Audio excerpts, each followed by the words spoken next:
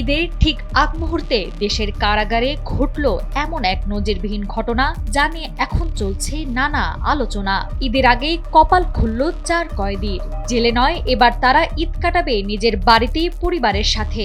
বিশেষ বিবেচনায় তাদের সাজা মওকুফ করে মুক্তির চূড়ান্ত আদেশ দেওয়া হয়েছে।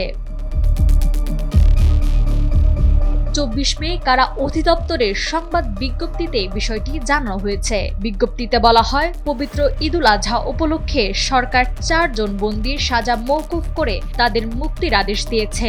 খুব শিগগিরই তাদের মুক্তি দেওয়া হবে।